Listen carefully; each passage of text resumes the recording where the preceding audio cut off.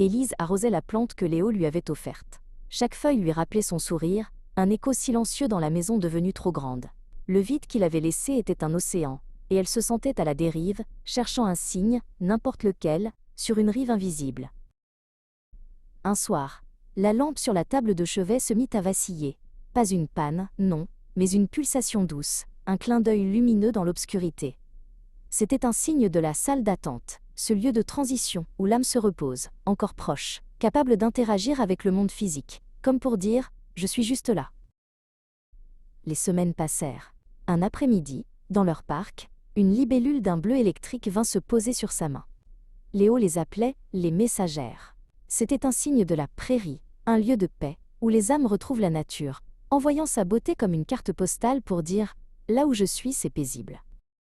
Puis vinrent les signes des salles du souvenir. Leurs chansons passaient à la radio à des moments inattendus, où une bouffée de l'odeur de son café flottait dans l'air. Chaque note, chaque arôme était un fil tiré de ce lieu où les souvenirs heureux sont revécus, un partage pour dire « je me souviens de ça toi aussi ». Une nuit, Léo lui rendit visite dans un rêve. Il se tenait dans un jardin baigné d'une lumière dorée et lui sourit, un sourire plein de paix. C'était le jardin du passage, un signe qu'il avançait, un message pour dire « je vais bien, et je continue mon chemin ». Le jour de leur anniversaire fut difficile. Élise se sentit submergée. Assise sur le canapé, elle sentit soudain une chaleur réconfortante l'envelopper, comme une étreinte. C'était un signe du pont de l'empathie, un lieu où les âmes peuvent envoyer de l'amour pur pour dire « je sens ta peine, et je suis avec toi ».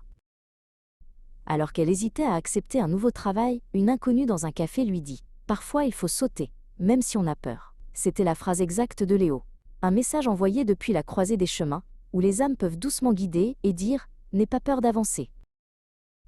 Un jour de pluie, alors que son cœur était léger, un arc-en-ciel éclatant traversa le ciel. Ce n'était pas un message de réconfort, mais une explosion de joie pure, un signe du chant des couleurs, où les âmes ne sont plus que lumière et bonheur, un cri du cœur qui dit « ressens cette joie ». Finalement, en marchant sur la plage, une petite plume blanche descendit en spirale jusqu'à ses pieds. Elle la ramassa. C'était le signe de l'infini. Il ne disait pas « je suis là », mais tout est bien. C'était la paix. L'âme de Léo avait trouvé sa place dans le grand tout. Élise ne cherchait plus les signes. Elle savait qu'ils étaient là, tissés dans le monde. L'amour de Léo n'était pas un souvenir, mais une présence, une lampe qui vacille, une libellule bleue, une plume blanche, et la promesse silencieuse que l'amour ne disparaît jamais. Il change juste de géographie.